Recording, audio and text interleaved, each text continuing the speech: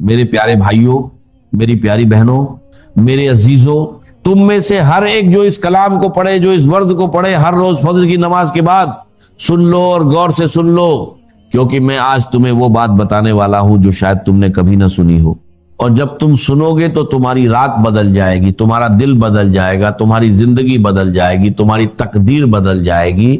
और तुम उस दिन को अपनी आंखों से देखोगे जब तुम कहोगे कि ये वो घड़ी थी जिसने मुझे नया इंसान बना दिया। ये वो वक्त है जब खुदा पाक अपने फरिश्तों को हुक्म देता है, जाओ और इस बंदे के घर को भर दो, इसकी जिंदगी को भर दो, इसके नसीब को भर दो, इसके रिज़्क़ को भर दो, इसके दिल को सुकून से भर दो और इसके घर को रहमत से भर दो।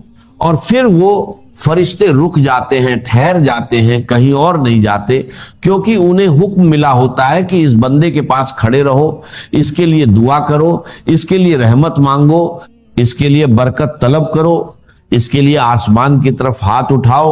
और जब फरिश्ते हाथ उठाते हैं तो आसमान की तारीख बदल जाती है, क्योंकि फरिश्ते की दुआ के आगे कोई पर्दा नहीं, कोई रुकावट नहीं, कोई दीवार नहीं, सीधी जाती है अर्श ए मुअल्ला तक, और वहां से वापस आती है तो बरकतों का समंदर लेकर आती। और मैं तुम्हें बता दूं मेरे अजीजों, अभी जो मैं तुम्हें सुनाने वाला हूं ये वो कलाम है जो इस दुनिया में बहुत कम लोगों ने सुना है, बहुत कम कल्बों ने चखा है, बहुत कम रूहों ने महसूस किया है। और जब तुम सुनोगे तो तुम रात को सो नहीं पाओगे, लेकिन ये परेशानी की वजह से नहीं होगा, बल्कि तुम्हारा दिल तुम्हें कह रहा होगा, उठ, इसे पढ़, इसे पढ़, इसे पढ़, क्योंकि ये तेरा मौका है, ये तेरी घड़ी है, ये तेरी मंजिल है, ये तेरी जीत का सुबह है, ये तेरी कामयाबी का दरवाजा है।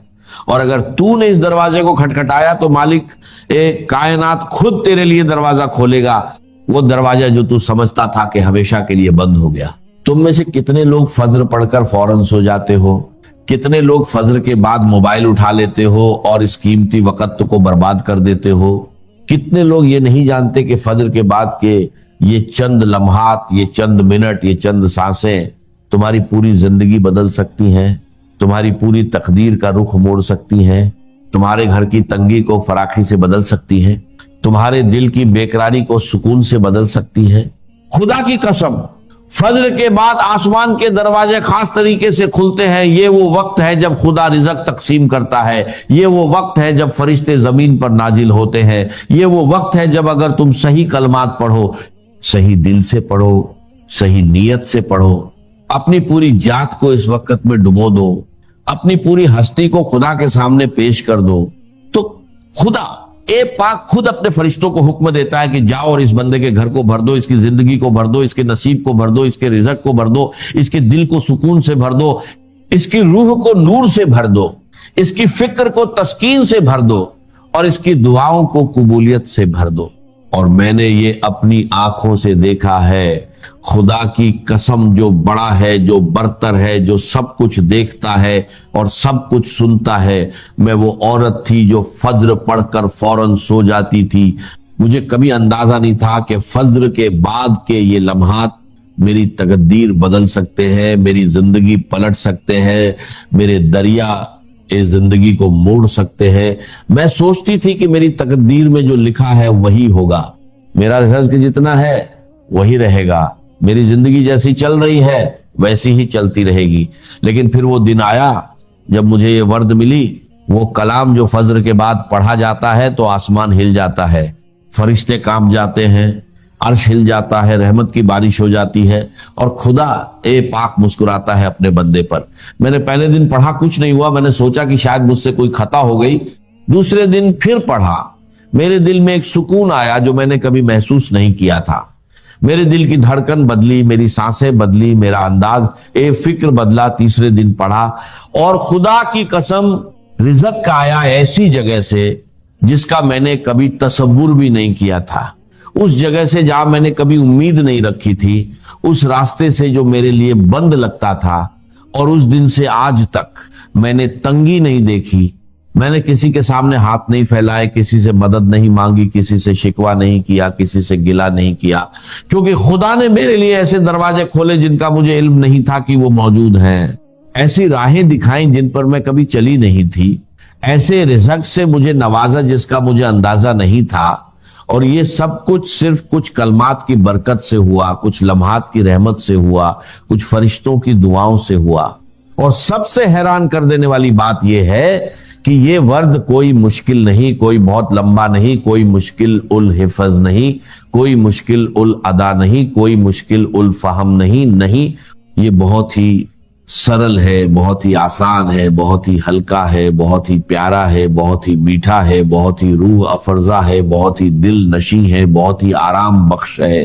बस फज्र की नमाज के बाद चंद कलमात और खुदा पाक खुद अपने फरिश्तों को हुक्म देता है, जाओ इस बंदे का घर भर दो, इसकी जिंदगी भर दो, इसका नसीब भर दो, इसके रिज़्क को बरकत से भर दो।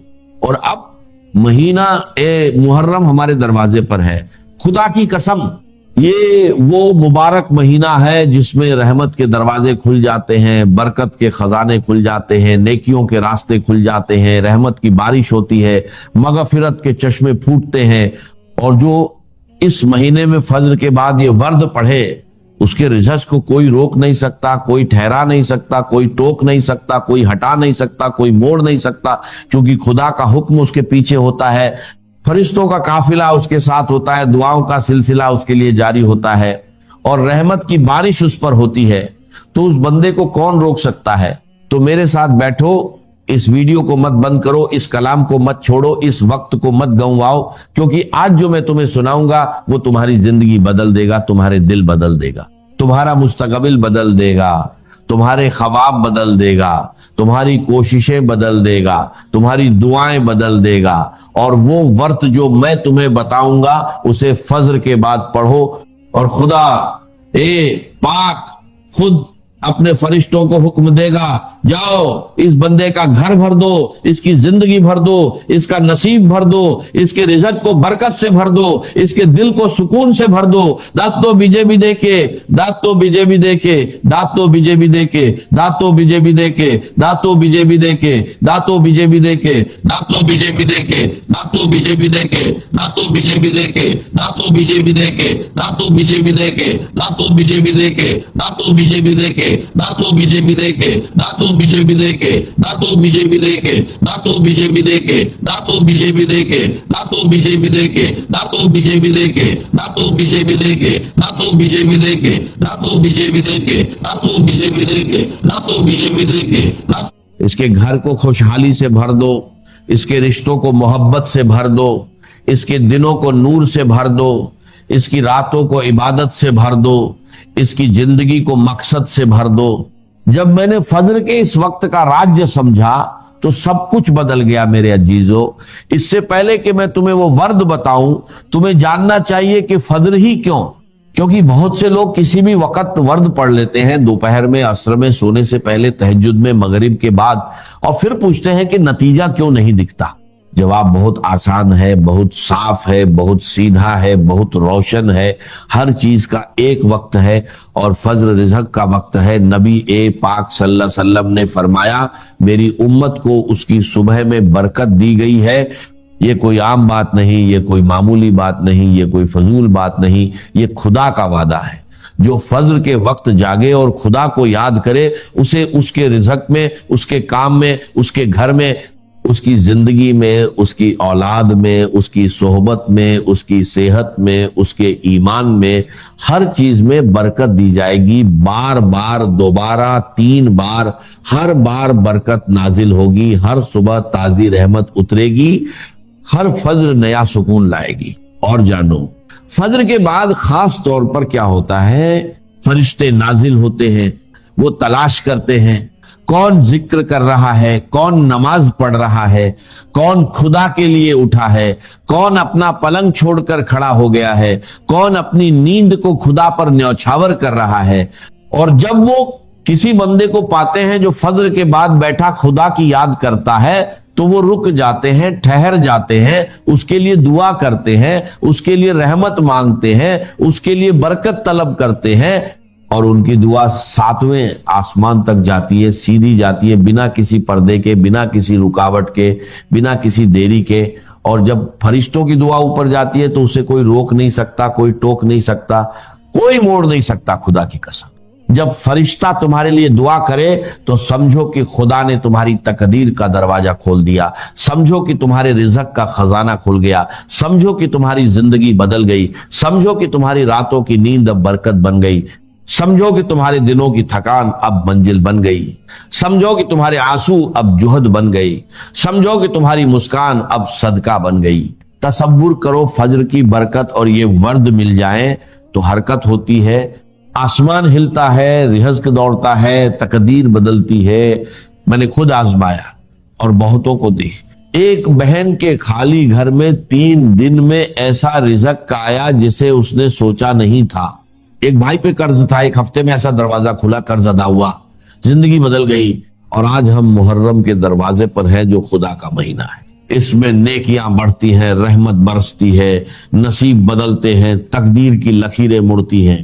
جو اس مہینے فجر کے بعد یہ ورد پڑھے وہ 2 برکتوں کو ملا لیتا ہے جو نصیبوں کی سوغات ہے. تھوڑا صبر کرو کیونکہ اب وہ ورد آ رہی ہے جو خدا کو حکم دیتی ہے. جاؤ اس بندے کا گھر, زندگی, نصیب, مستقبل, امیدیں, خواب, دعائیں, دن رات, قدم, ہاتھ, دل, زبان, سانسیں, سب کچھ بھر دو. ہر سانس عبادت, ہر پل رحمت, ہر صبح برکت بنا دو. وہ وقت آ گیا. آنکھ بند کرو, دل پہ ہاتھ رکھو, گہری سانس لو اور دل میں کہو, اے خدا میں سچا ہوں, محتاج ہوں, بس تجھ پر بھروسہ ہے. تو ہی میری امید, راہ, منزل, رزق, سکون, ایمان, زندگی اور موت ہے. تو ہی سب کچھ ہے. اب پڑھو یا رزق. یہ نام رزق کے ہر بند دروازے کو کھولتا ہے. جو قسمت, وقت, حالات, مشکلات یا لوگوں نے بند کیے سب کھل جاتے ہیں. فجر کے بعد سچے دل سے پڑھو تو فرشتے سنتے ہیں, تمہاری آواز ان کے دلوں میں اترتی ہے, وہ تمہارے چاروں طرف صف باندھ کر دعا کرتے ہیں. یا رزاق کا مطلب خدا غیب سے حرکت کرتا ہے, رزق جاری ہوتا ہے, راہیں نکلتی ہیں, تقدیر پلٹتی ہے, زمین سے آسمان تک ہلچل مچ جاتی ہے. جس نے یہ سچے دل سے فجر کے بعد پڑھا وہ کبھی خالی ہاتھ, خالی جیب, خالی دل یا خالی امید نہیں لوٹا. یا کچھ اور لوگ ہیں, کسی نے میرے گھر کو فرض کیجئے کہ کوئی نقصان پہنچانا چاہا ہے, اس نے کام کیا ہے, کسی نے مجھے اٹھا کے پتھر دے مارا ہے, تو یہ سارے فیکٹرز ہیں.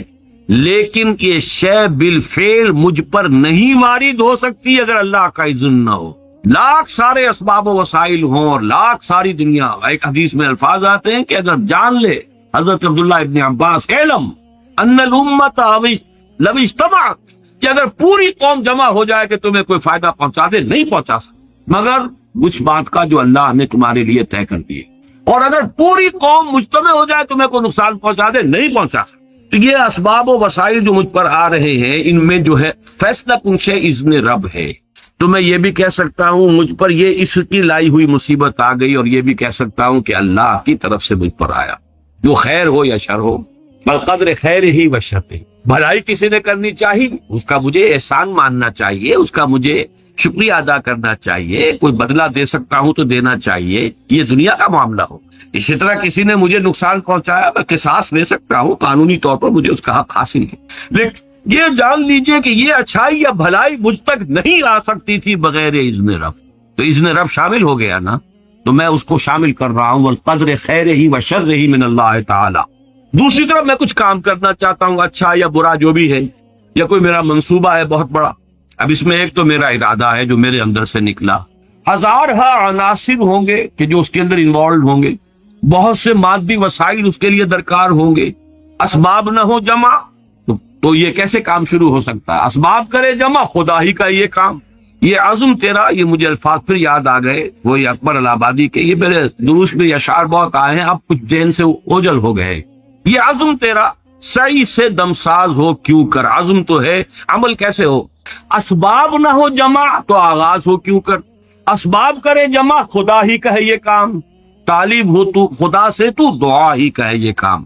یہاں پر بھی ایک فیکٹر ابھی اکبر آبادی کی نگاہ سے بھی اوجل ہے. دیکھیں میرا ایک عزم ہے, میرا ایک ارادہ ہے, اس کے لیے کوئی مادی وسائل, کچھ لوگوں کا تعاون درکار ہے, وہ بھی اللہ کے کنٹرول میں ہے. اللہ چاہے گا تو آئے گا. پھر بالآخر کسی شے کا پورا ہو جانا, آخری درجے میں پھر اللہ کے اذن کا طالب.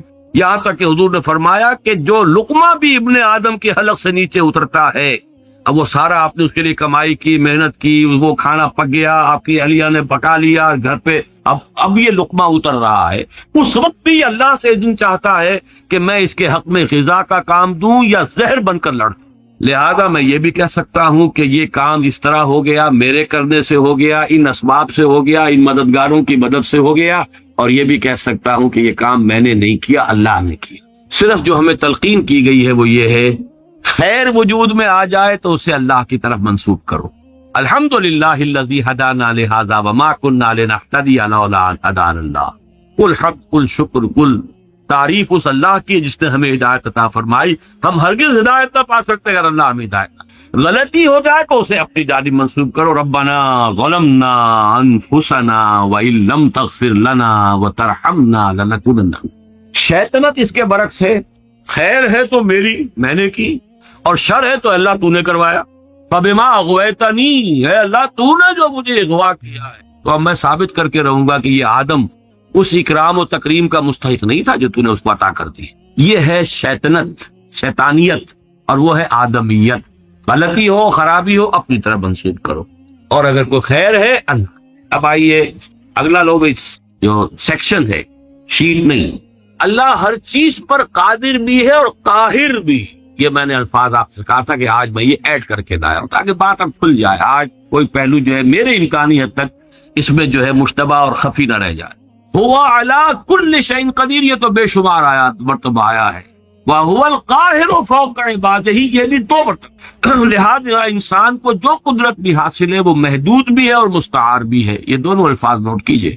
اب یہ جو شرک کی بحث ہوتی ہے ہمارے ہاں، اقسام شرک، اللہ کا وجود ذاتی ہے، لامحدود ہے، قدیم ہے، ما سوا کا وجود عطائی ہے، اللہ نے عطا کیا ہے، حادث ہے، محدود ہے۔ اسی طرح جو قدرت ہمارے پاس ہے وہ ہماری اپنی نہیں ہے، عطائی ہے اللہ کی، اور لامحدود نہیں، محدود ہے، مستعار ہے، محدود ہے، اور حادث ہے۔ اور اللہ کی قدرت و قہر کے تابع بھی ہے، اور انسان کی مطلق خود افطاری کا تصور بہت بڑی گمراہی ہے۔ یہ قدریہ کی نفی پر احادیث جو ہیں یہ ہم پچھلی مرتبہ پڑھ چکے ہیں، یہ 5 6 7 8 9 حدیثیں جو ہیں یہ میں نے ایک علیحدہ جمع کر دیا ہے، تینوں فصلوں میں سے نکال کر، جو اس تصور کی نفی کرتے ہیں، قدریہ، ہم قادر، جو چاہیں کریں۔ جو اس مغالطے میں ہے وہ تو در حقیقت بہت ہی بڑے گمراہ اور بہت ہی بڑے ایک سراب کسی کیفیت جو ہے اس کے اندر ہے۔ اب آئیے تیسری شے جو ہم پڑھ چکے ہیں، قل کل یعمل علی شاکلتہ۔ یہ آیت جو ہے سورہ بنی اسرائیل کی 84 آیت، اس کا پہلا ٹکڑا انتہائی اہم ہے، جو آج جس طرح نکھر کر آیا ہے اس سے پہلے یہ ہو ہی نہیں سکتا۔ شاکلہ، پیٹرن، آپ نے کوئی چیز ڈھالنی ہے کسی فولاد کی، کسی اور چیز کی، تو اس کے لیے لکڑی کا پہلے، جسے ہمارے مستری لوگ پاٹن کہتے ہیں، پاٹن بنا لو پہلے، تو پیٹرن بنتا ہے، تاکہ آپ نے لوہے کو پگھلایا، تانبے کو پگھلا کے اس میں ڈالیں گے تو اسی کے مطابق اس کی شکل ہو جائے گی۔ شاکل، شکل دینے والا، تو اس کو جو فارم دینے والی شے ہے وہ اس کا فرما، جس کو ہم کہہ دیتے ہیں، وہ فارم ہے نا، فرما، یہ فرما ہے جو اس کو فارم عطا کرے گا، یا یہ کہ یہ پاٹرن ہے، پیٹرن ہے، اس کے اندر ڈھلے گی جو شے اسی کے مطابق ہو جائے، وہ ہے شاکل۔ اور یہ شاکلہ جو ہے آج ہمیں معلوم ہے جینز کے حوالے سے۔ ابھی حال ہی میں چند روز پہلے کلوننگ کے موضوع پر ایک مذاکرہ سا ہوا تھا پنجاب یونیورسٹی میں، اور میں اس میں سامع کی حیثیت سے گیا تھا، اور مجھے اس سے فائدہ بھی ہوا، اور احساس ہوا یہ کہ جو میں نے بارہا یہ بات کہی ہے کہ اللہ تعالیٰ نے جو، حالانکہ مجھے پریکٹس نہیں کرنی تھی اور میڈیکل پروفیشن کو اس طرح اس کے علم میں تو تھا کہ مجھے پرسو کرنا ہی نہیں ہے، پھر بھی مجھے اس طرف سے کیوں گزارا؟ اگر میں اس میں سے نہ گزرا ہوتا تو یہ ساری بحثیں میرے سر کے اوپر سے گزر جاتی، میں ان کو بالکل سمجھ نہ سکتا۔ لیکن چونکہ وہ بایولوجی اور اناٹومی اور فزیولوجی اور ایمبریولوجی اور یہ چیزیں پڑھی ہیں، سیل سٹرکچر پڑھا تھا، تو وہ چیز سمجھ میں آتی۔ لیکن آج وہ بات شاکلہ، ہر شخص کا ایک شاکلہ، انڈیویجول شاکلہ اس کا، اور یہ شاکلہ بنیادی طور پر جبلت اور فطرت کے مجموعے کا نام ہے۔ ایک فطرت ہے، اور فطرت کا تعلق ہے انسان کے روحانی وجود سے۔ ایک جبلت ہے یا سرشت، فارسی کا لفظ ہے، جبلت عربی کا لفظ ہے، لیکن عربی میں اس سرشت کے لیے صحیح لفظ ہے خلقت۔ خلقت ایک ہماری خلقت ہے، ایک ہماری فطرت ہے۔ خلقت اس آب و گل کی دنیا سے ہے، پانی اور مٹی کی دنیا سے آئی ہے خلقت، یہ یہاں سے آئی ہے، فطرت وہاں سے آئی ہے۔ کل مولود یولد علی الفطرہ، یہ 3 حدیثیں ہیں اس میں کہ جو ہم پڑھ چکے ہیں۔ الناس معادن کمعادن الذهب والفضہ، وہ بھی ہم پڑھ چکے ہیں۔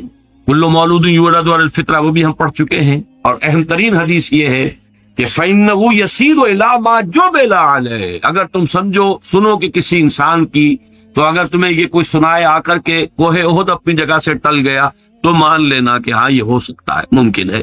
لیکن اگر یہ کہا جائے کہ کسی شخص کی سرشت بدل گئی ہے تو کبھی نہ مان۔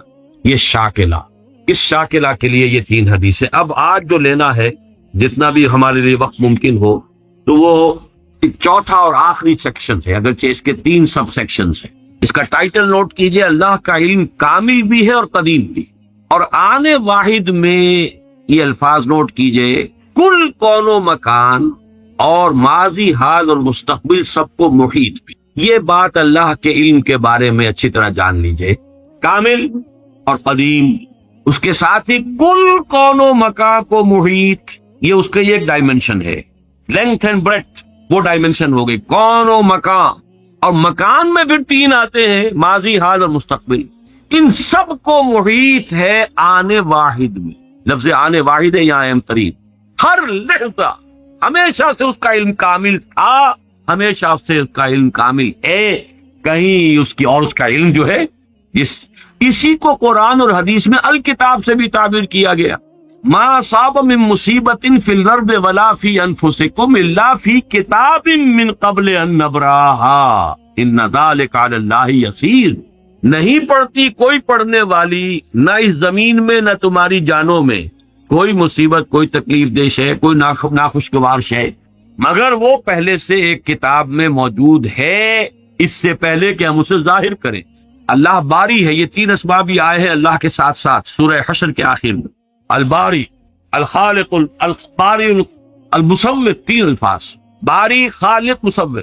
باری کسی شے کو ظاہر کرنا، اور اس میں فلسفہ یہ ہے، یہ پھر علم کلام کی بحثیں ہو جائیں گی کہ دیکھیے کوئی شخص، کوئی آرکیٹیکٹ ہے، اس کے دماغ میں پہلے ہوئیولا بلڈنگ کا بن جاتا ہے، تب وہ پینسل اٹھاتا ہے، اس کا سکیچ بناتا ہے، یہاں بن چکی ہے بلڈنگ، یہاں کانسیپٹ آ چکا ہے، دماغ میں ہے۔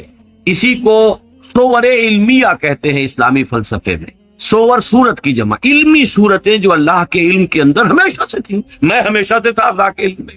کیا ممکن ہے کہ علم الہی پر کوئی لحظہ ایسا گزرا ہو کہ جس میں میں موجود نہ ہوں یا آپ موجود نہ ہو؟ ذرا کبھی اس کے تصور کریں گے، مراقبہ کریں گے تو بڑا یوفوریا ہو جائے گا ایک دم، پھر سبحانی معظم شانی بھی آپ کی زبان سے نکل سکتا ہے۔ میں تو ہمیشہ سے اللہ کے علم میں ہوں، اس اعتبار سے میں خود بھی علمی اعتبار سے ہمیشہ سے موجود۔ ہاں، ایک وقت میں صرف اللہ کے علم میں تھا، اس کے بعد اللہ نے مجھے ظاہر۔ هو اللہ الذی لا الہ الا هو الملک القدوس السلام المؤمن المہیمن العزیز الجبار المتکبر سبحان اللہ عما یشرکون هو اللہ الخالق البارئ المصور له الاسماء الحسنى۔ تخلیق ذہنی پہلے ہے، وہ تخلیق ذہن میں بنتی، علم الہی میں صور علمیہ کی شکل میں موجود تھی، اب باری برا اس کو ظاہر کیا، اس کو نمایاں کیا، وہ باہر آیا، اور اب اس کو تصویر کی شکل عطا کی گئی۔ یہ تصویر اور تصویر ایک ہی لفظ ہے، خلق فسوى والذی قدر فہدی۔ تو اس الکتاب میں جو کچھ لکھا ہوا موجود ہے، اس میں درج کوئی شے غلط نہیں ہو سکتی۔ کیا اللہ کا علم کسی مرحلے پر جا کر غلط ثابت ہو سکتا؟ معاذ اللہ۔ اب ان 2 چیزوں کو ذہن میں رکھیے، علم کے حوالے سے، اور تقدیر کا اصل مسئلہ جو ہے، جو الجھتا ہے، وہ اس مسئلے کو نہ سمجھنے کی وجہ سے۔ لیکن جو الفاظ لکھے ہیں آخری، اس کو نوٹ کیجئے، البتہ اللہ کا یہ علم قدیم و قطعی، قدیم بھی ہے، قطعی ہے، پری نالج، جبر محض، یعنی پری ڈیسٹینیشن، یہ فیٹرلزم جس کو کہتے ہیں، فیٹرلزم، ہر چیز پہلے سے طے ہے، متعین ہے، طے ہے، اور ہمارے ہاتھ میں کچھ نہیں، ہم کچھ نہیں کر سکتے۔ یہ اس کی نفی، یہ دونوں چیزیں لازم و ملزوم نہیں ہے، کوئی مستلزم نہیں ہے۔ پری نالج اور سے ہے، پری ڈیسٹینیشن اور سے۔ اس کے درمیان اگر آپ ستے امتیاز کھینچ دیں گے تو کبھی کوئی تشویش نہیں ہے، چاہے بحث میں الجھ جائیں، اگر کوئی آپ کو الجھائے، اس کا تو نتیجہ یہ نکلتا ہے، تو اس کا تو یہ نتیجہ نکلتا ہے، تو اس سے یہ لازم آتا ہے، وہ پھر الجھ جائے گی، جو جس سے سختی سے روک دیا ہے۔ اگر تو علیکم، اگر اب اعلیٰ امید تو عمل ہادہ ہو سکتا۔ دیکھیے نوٹ کیسے، الفاظ کیسے، کیا اس کام کے لیے بھیجا گیا ہو؟ لیکن یہ کہ بات سمجھ میں آتی ہے اگر اس میں یہ حد فاصل قائم کر دیا جائے، اللہ کا علم قدیم و قطعی یہ پری نالج ہے، لیکن یہ پری ڈیسٹینیشن یا فیٹلزم جس کو ہم کہتے ہیں اس کو مستلزم نہیں ہے، ان دونوں کے درمیان رشتہ علیحدہ۔ اس کے حوالے سے آج کچھ حدیثیں پڑھیں گے جتنی بھی آج پڑھی جا سکے۔ اس میں سے پہلی 10 حدیثیں تو ہیں کہ جو مشکات شریف میں جو باب ہے ایمان بالقدر، اس کی جو فصل اول ہے، یعنی حدیثیں یا وہ بخاری کی ہیں یا مسلم کی ہیں یا ان سب دونوں میں موجود ہیں تو متفق علیہ۔ عن عبداللہ ابن عمرو رضی اللہ تعالی عنہما، عبداللہ ابن عمرو بن العاص رضی اللہ تعالی عنہما سے مروی ہے، قال، وہ فرماتے ہیں قال رسول اللہ صلی اللہ علیہ وسلم کتب اللہ مقادیر الخلائق قبل ان يخلق السماوات والارض ب50,000 سنہ قال وکان عرشہ علی الماء، رواہ مسلم۔ یہ حدیث پھر بھی آئے گی بعد میں 16ویں نمبر پر اگر وہاں تک ہم پہنچ گئے تو، لیکن یہاں نوٹ کر لیں جو بھی نوٹ کر رہے ہوں کہ یہی مضمون اس میں بھی ہے۔ حضرت عبداللہ ابن عمر فرماتے ہیں کہ اللہ تعالیٰ نے آسمانوں اور زمین کی تخلیق سے 50,000 سال قبل تمام مقادیر لکھ دی تھی۔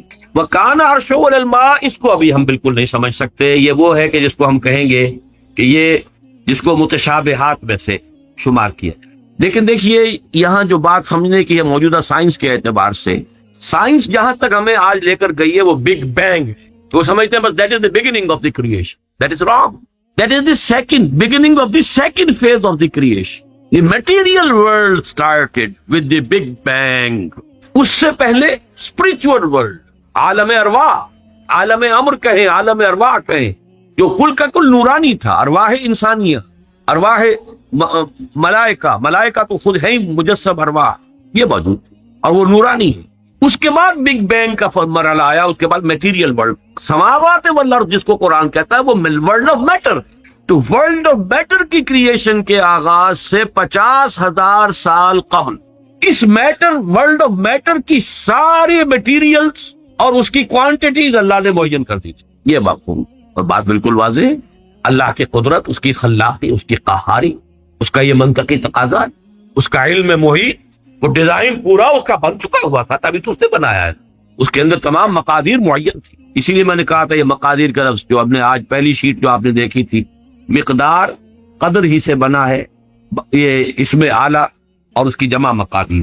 دوسری حدیث وعن ابن عمر رضی اللہ تعالی عنہما قال قال رسول اللہ صلی اللہ علیہ وسلم کل شیء بقدر حتی العجز والکیس، ہر شے، حضرت عبداللہ ابن عمر رضی اللہ تعالیٰ عنہما فرماتے ہیں کہ حضور نے ارشاد فرمایا کہ ہر شے ایک اندازے کے مطابق معین ہو چکی ہے، یہاں تک کہ کسی کا عاجز ہو جاتا۔